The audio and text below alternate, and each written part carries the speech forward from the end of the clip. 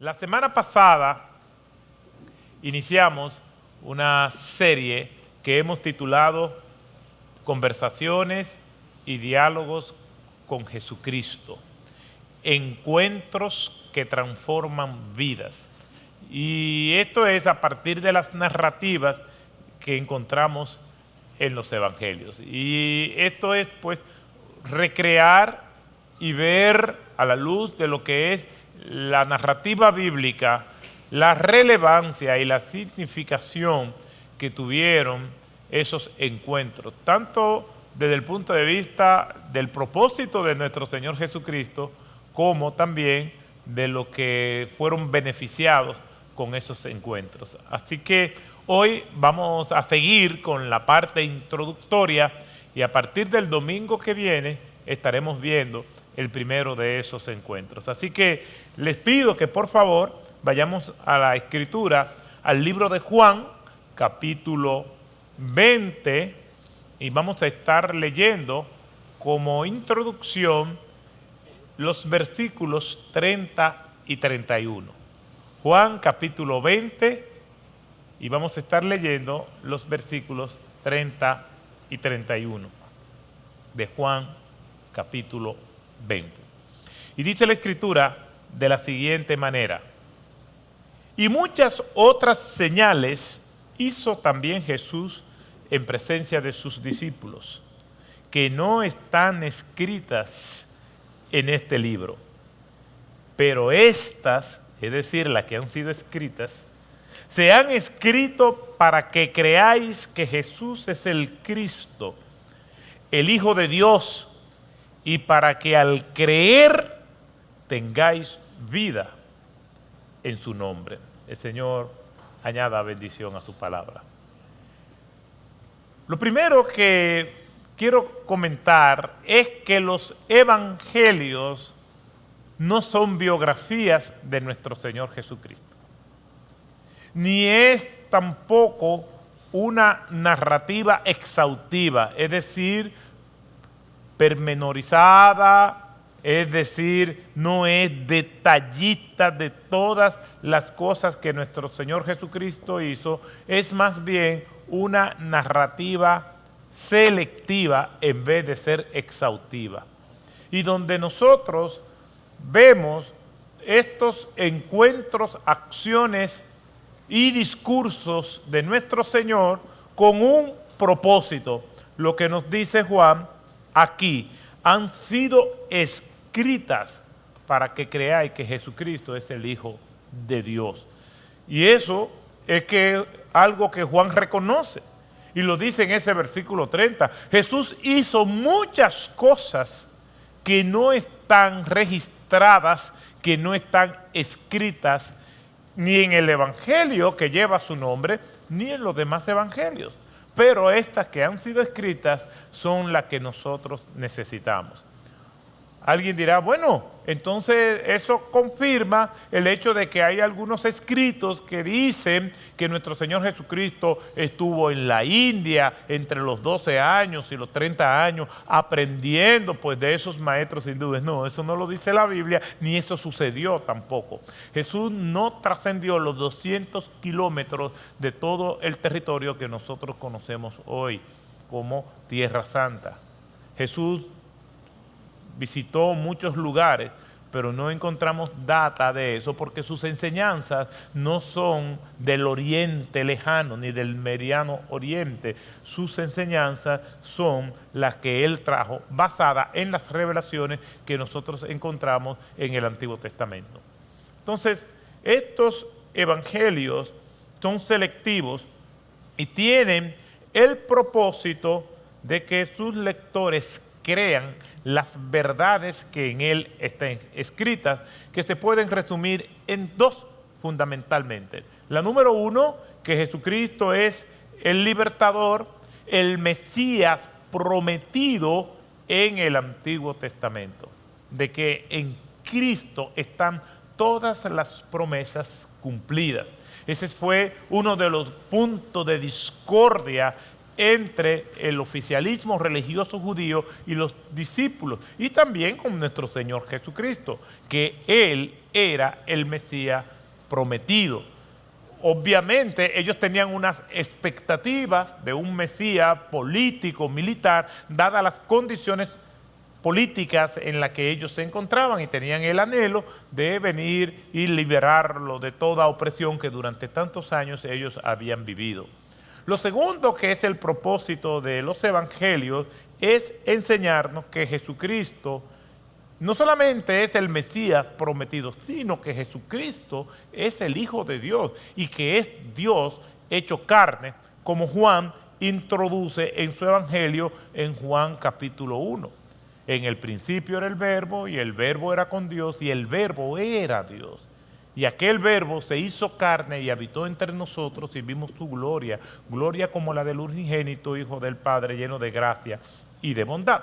Entonces Jesús no es simplemente un gran revolucionario, no es simplemente un sabio, un gran profeta, no, Jesús es Dios hecho carne, y nosotros lo vemos en los evangelios. La semana pasada estuvimos estudiando que hay eventos y situaciones que nos marcan como seres humanos.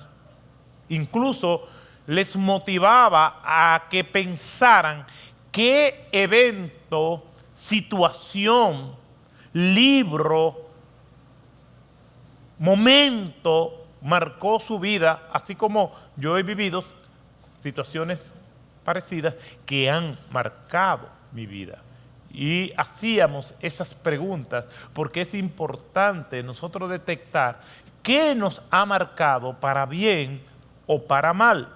Podría identificar esos eventos o situaciones. ¿Qué personas Dios ha puesto en tu vida para ayudarte, para bendecirte, para prosperar tu vida? ¿O qué persona se te tropezó en tu vida, se puso en tu camino para desgraciarte la vida y tienes que pasar la página? Lo cierto es que estamos en eventos y situaciones. Incluso alguien dirá, ¿y para qué recordar a esas personas que me hicieron daño, que me dañaron, que me influenciaron?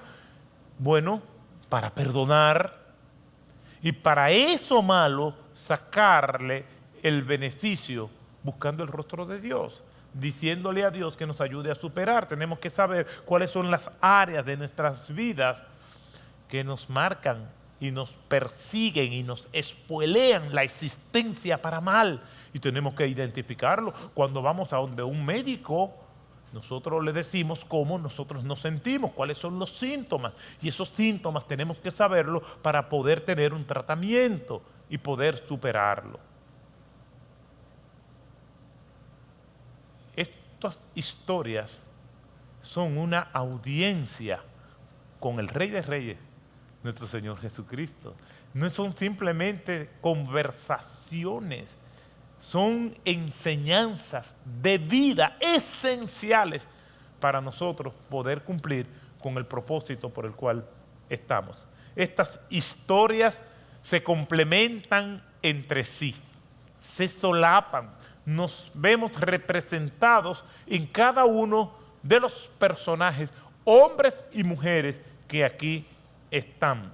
Validan nuestras vidas, descartan cosas que nosotros debemos descartar y dan apertura a cosas que nosotros debemos asumir. Estas historias se complementan porque representan la vida del drama humano, del teatro de la historia, del viaje que todos nosotros estamos transitando.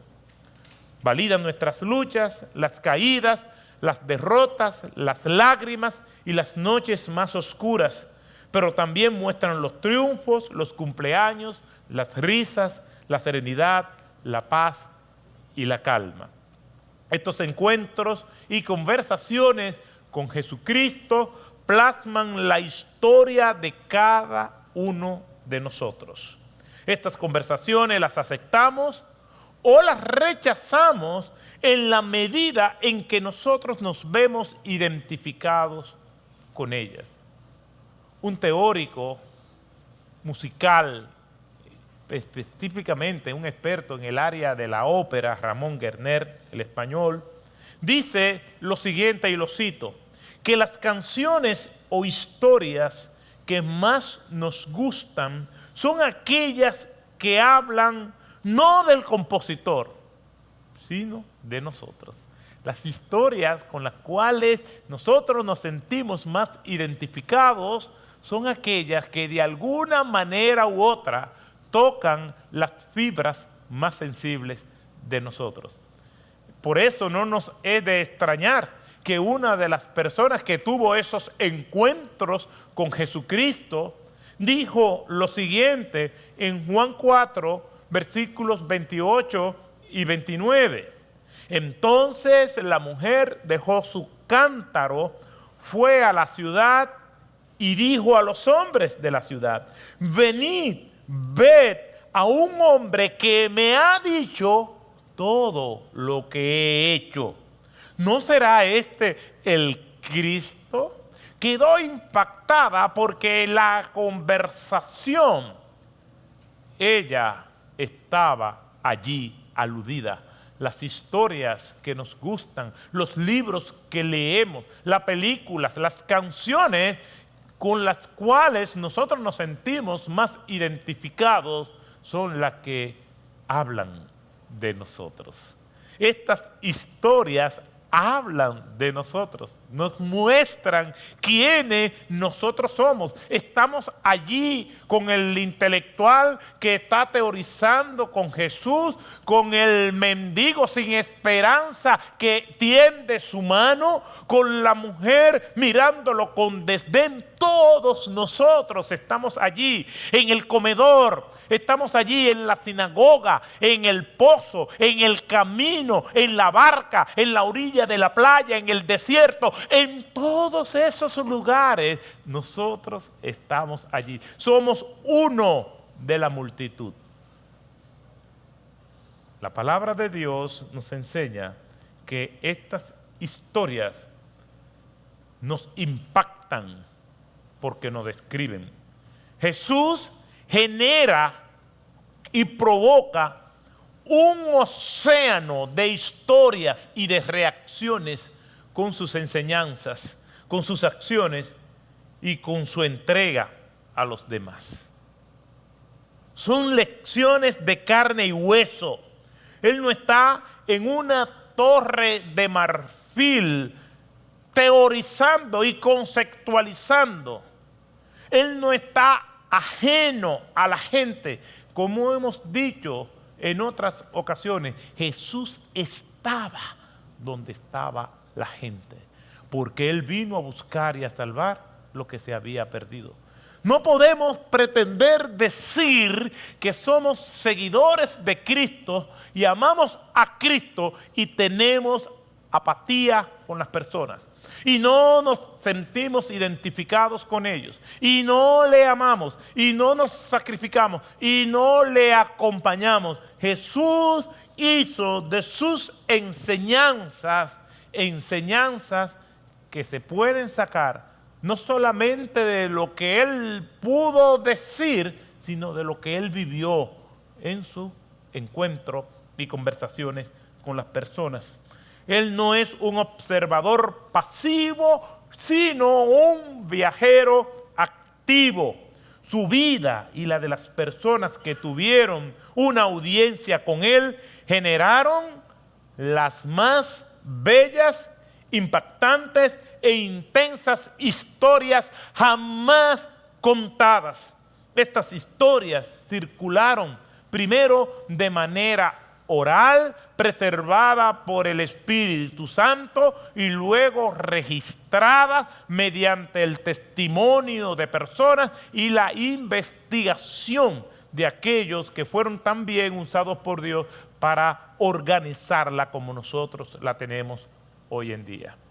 Mire lo que dice la Escritura acerca de eso mismo en Lucas capítulo 1, versículo del 1 al 4.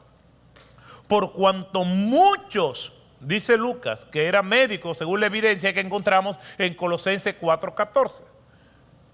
por cuanto muchos han tratado de compilar una historia de las cosas que entre nosotros son muy ciertas, es decir, ya eso estaba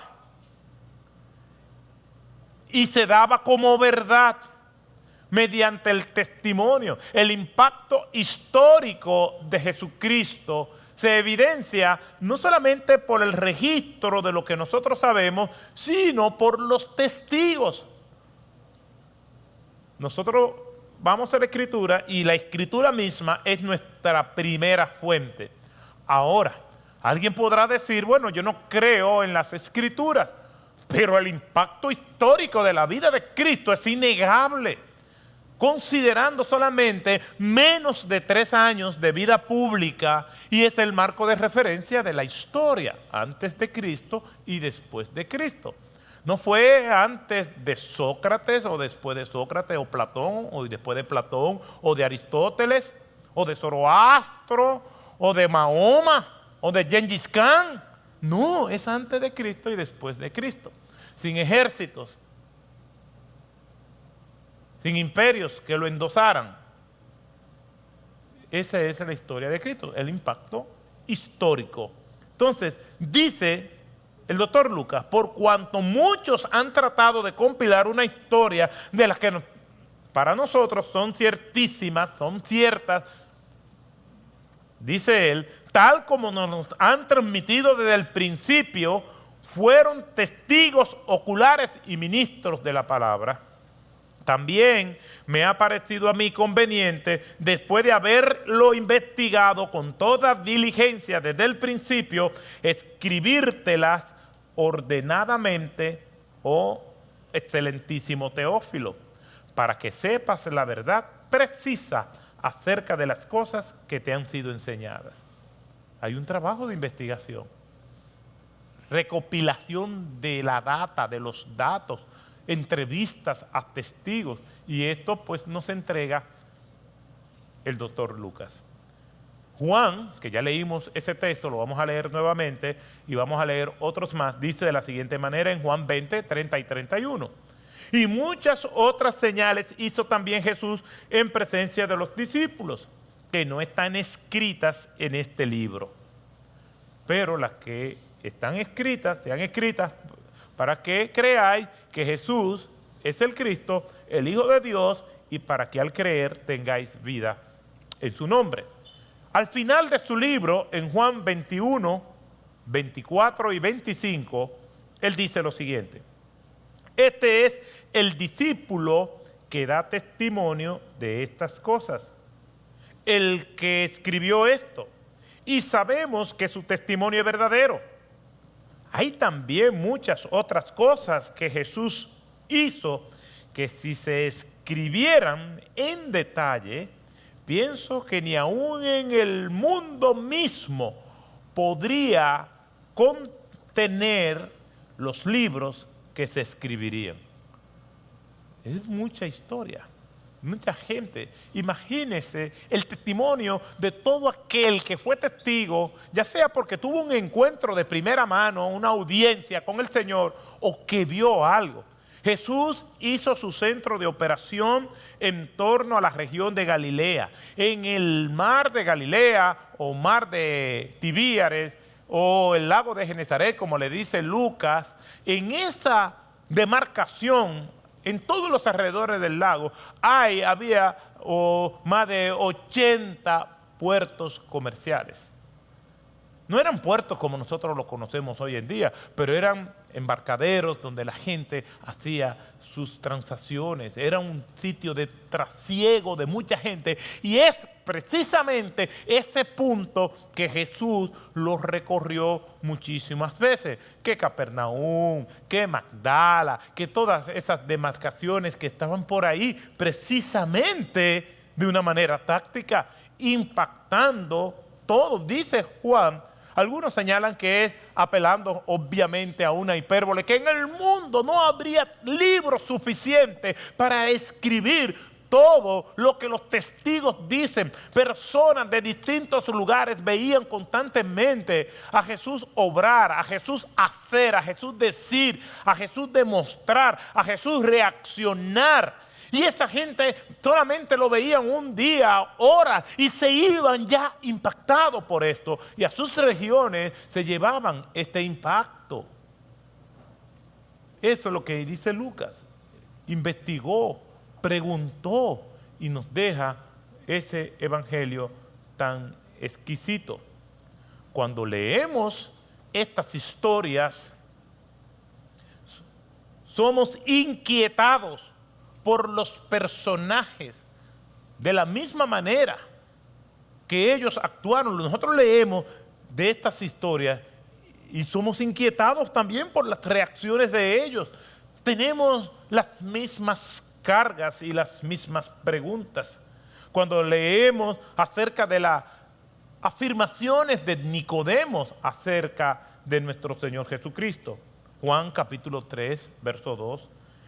Nicodemo vino a Jesús de noche y le dijo: Rabí, que significa maestro, sabemos que has venido de Dios como maestro, porque nadie puede hacer las señales que tú haces si Dios no está con él. Hay muchas personas que no son creyentes y están inquietados también por la identidad de Cristo. Se preguntan y afirman lo mismo: no, Jesucristo es el Señor. De que no lo sigan es otra cosa, pero no solamente esta era una afirmación de Nicodemo, sino también de muchos como él, porque él dice: sabemos que vienes de Dios. Somos representados en Nicodemo en inquietudes que tenemos acerca de la identidad de Cristo. No podemos dejar de sorprendernos al ver estas narrativas del valor y reconocimiento que Jesús le da, por ejemplo, a la mujer. Miren lo que dice Juan capítulo 4, versículo 7. Una mujer de Samaria vino a sacar agua y Jesús le dijo a ella: dame de beber. De por sí llamaba ya la atención de que un judío estuviera en territorio samaritano. Ya eso de por sí era escandaloso, y como nuestro Señor Jesucristo estaba pulverizando, destrozando y pisoteando todo prejuicio cultural y racial.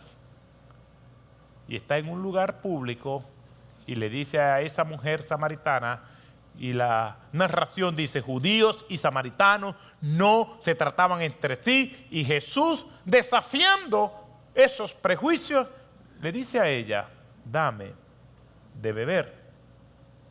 O mujeres que estaban en el ministerio de nuestro Señor Jesucristo. Lucas capítulo 8, versículos 2 y 3. Y también algunas mujeres que habían sido sanadas de espíritus malos y de enfermedades le seguían. María, llamada Magdalena, de la que habían salido 7 demonios. Y Juana, mujer de Chuza, mayordomo de Herodes. Y Susana, esposa de Otto, y muchas otras de sus bienes personales contribuían al sostenimiento de ellos. Estas historias están ahí.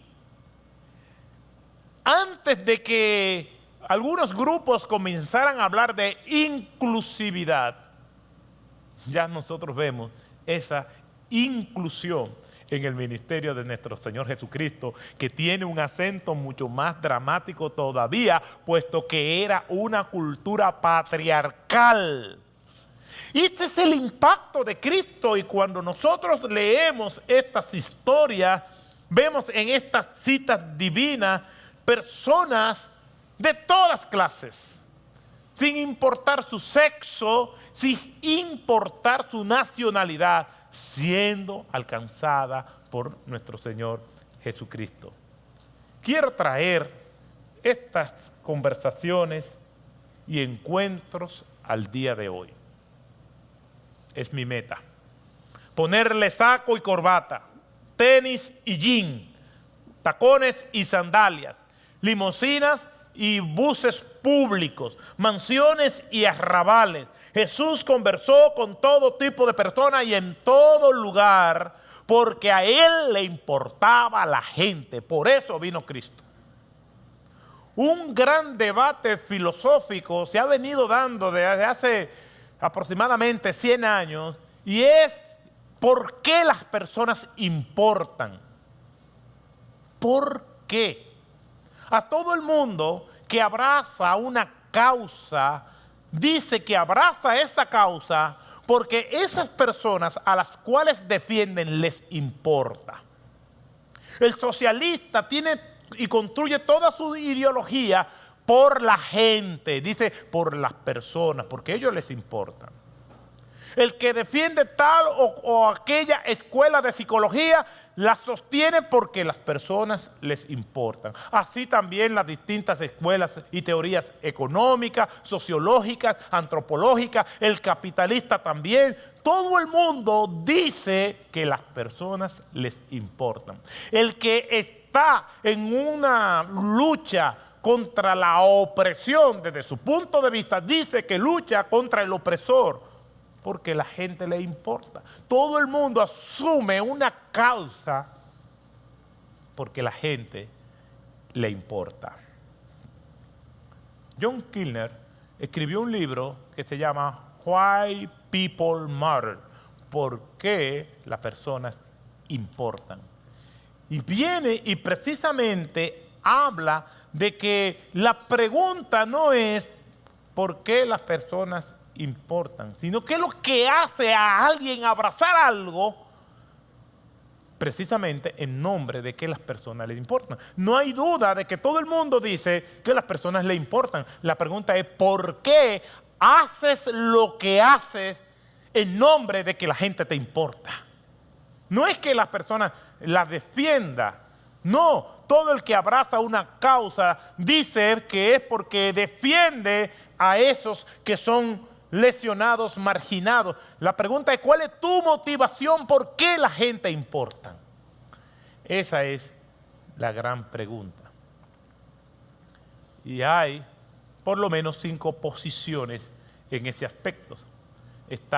No vamos a hablar de ello ahora, está el utilitarismo, está el colectivismo, todos son con ismo, está el individualismo, el naturalismo y el transhumanismo.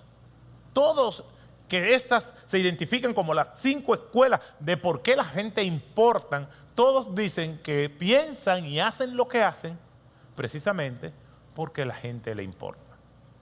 Desde aquel activista que está a favor de los derechos homosexuales, él dice que él está haciendo todo lo que está haciendo porque ellos le importan. Ustedes no han visto el movimiento Black Lives Matter. Ellos dicen, oigan como el título, la gente negra importa. La pregunta es, ¿por qué tú estás protestando a favor de ellos?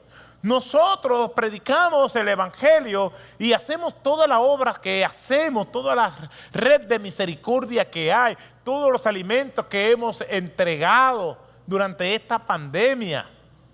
Lo hacemos porque las personas nos importan. La pregunta que tenemos que hacernos nosotros mismos es ¿por qué lo hacemos?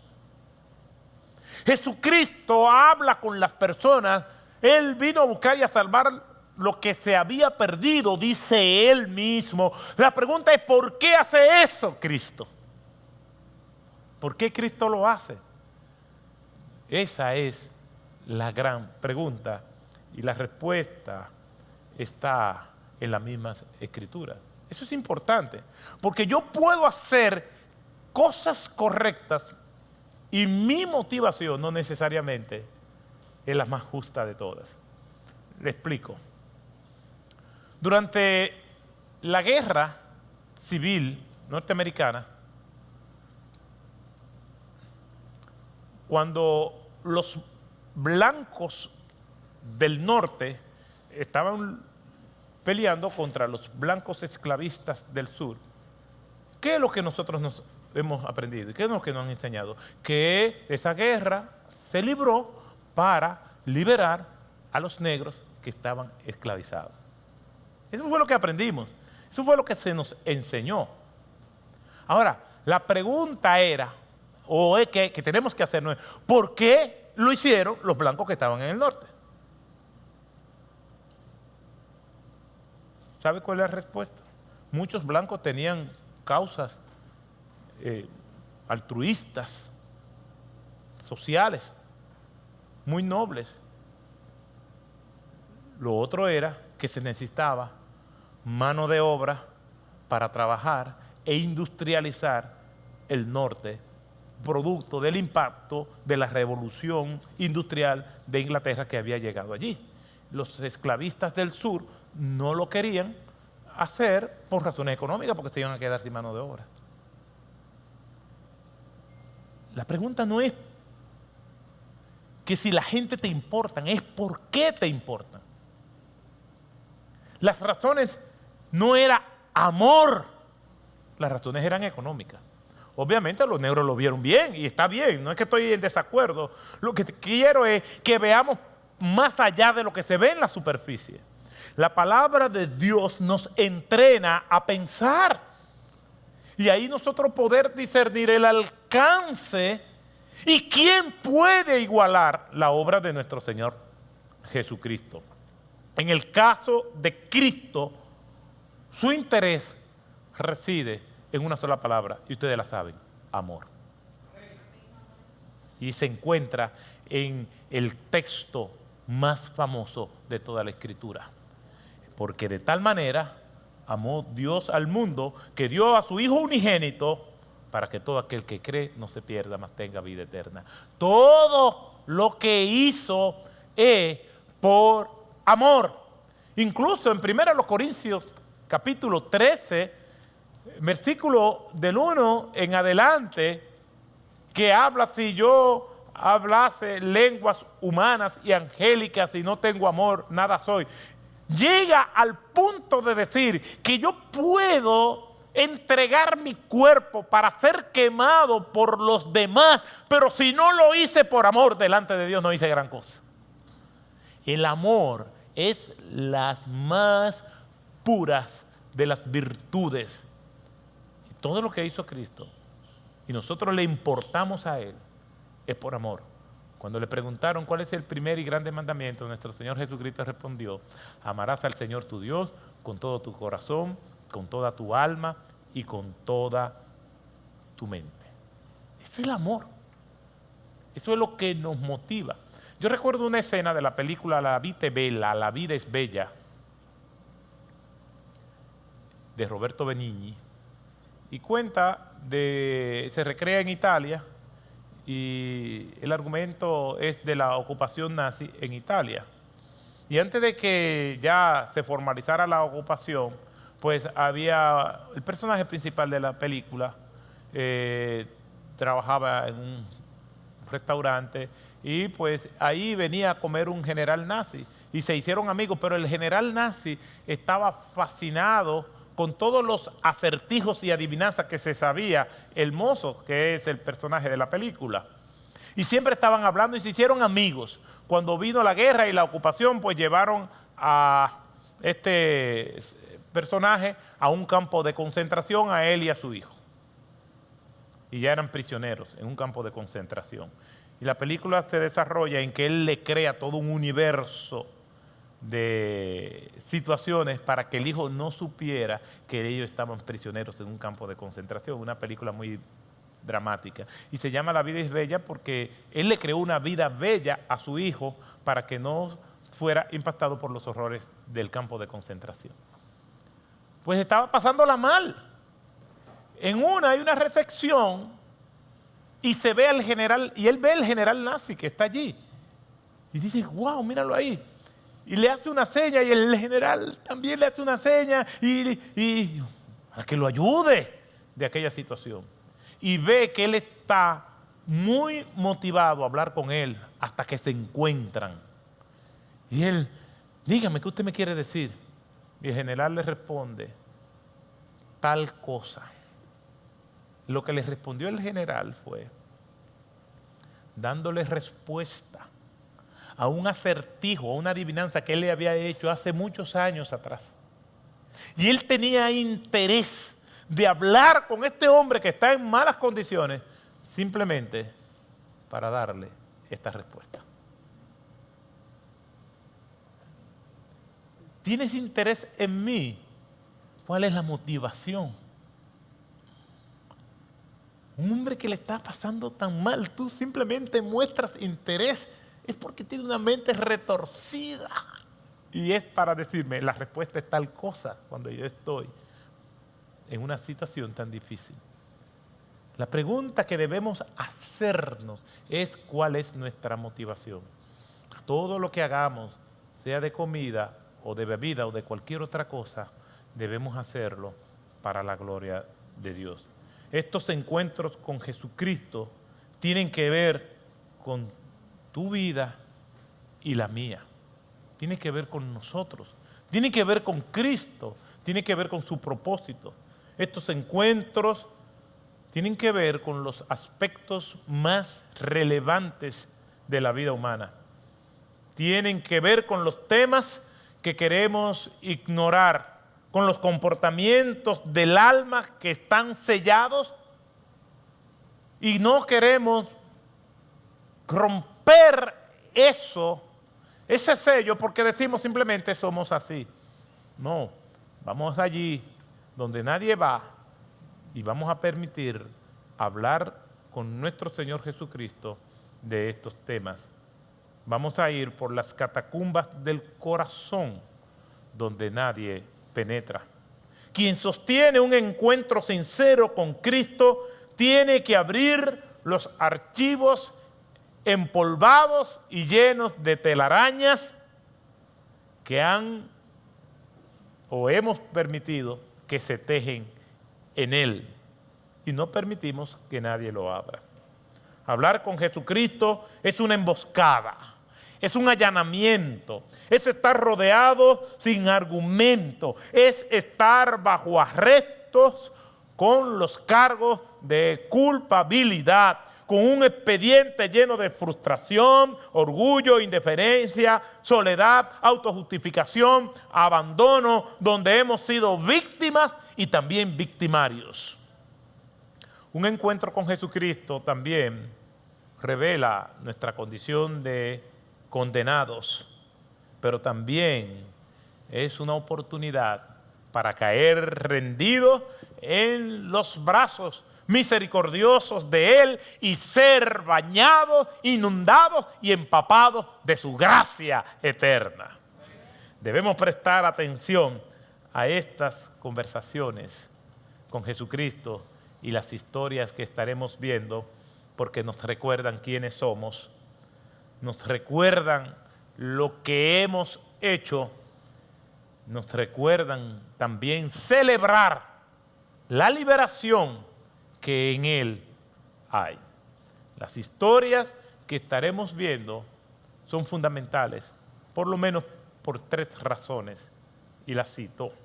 La primera, porque al menos Jesucristo es el centro de la historia. Puede quitarle lo que tú quieras, pero eso no se lo puede quitar. Cristo es el personaje central de la historia de la humanidad. Al menos una gran proporción de la raza humana sigue dividiendo la historia en antes de Cristo y después de Cristo. En el año 2000 la población humana alcanzó los 6.000 millones de personas. De eso, un 28% decía creer en Jesucristo. Estas historias y conversaciones son importantes en segundo lugar porque Jesús es el centro de atención de la Escritura. Juan 5:39, nuestro Señor Jesucristo hablando, dice: ellas son las que dan testimonio de mí, hablando acerca de las Escrituras. Todas las Escrituras orbitan en torno a Cristo. Eruditos del pasado han dicho lo siguiente. Jerónimo, el padre de la iglesia de los siglos 4 y 5, escribe: la ignorancia de las Escrituras es ignorar a Cristo. Y es muy interesante que en el siglo XVI, Erasmo, el gran humanista, dijo lo siguiente: la Biblia te dará a Cristo en tan cercana intimidad que éste te sería menos visible si estuviera ante tus ojos. En otras palabras, es más fácil ver y encontrar a Cristo en las Escrituras, ver su carácter, su propósito, sus acciones, que simplemente observarlo a simple vista.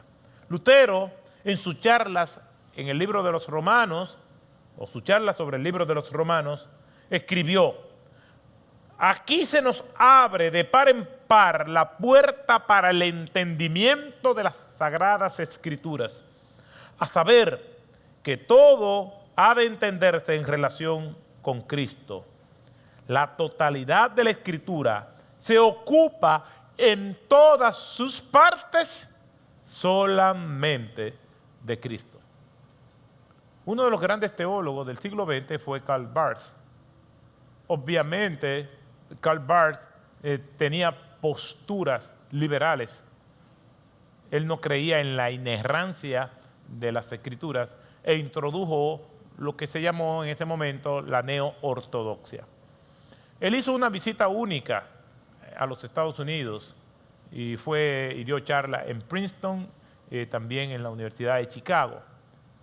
Y cuando en la única rueda de prensa que dio, salió en la portada de la revista Times, le preguntaron que cómo él resumía todo lo que él había escrito, todas sus teorías, todo su pensamiento teológico y filosófico. Él respondió en inglés. Karl Barth era suizo, él vivió en Alemania y después murió en Basilea, Suiza. Y Karl Barth respondió: Jesus loved me, yes I know, the Bible tell me so. Cristo me ama, bien lo sé, la Biblia dice así. Respondió con un corito, ¿recuerdan? Ese corito, Cristo me ama, que lo cantábamos cuando niños. Porque todo tiene que ver con Cristo, todo tiene que ver con Él.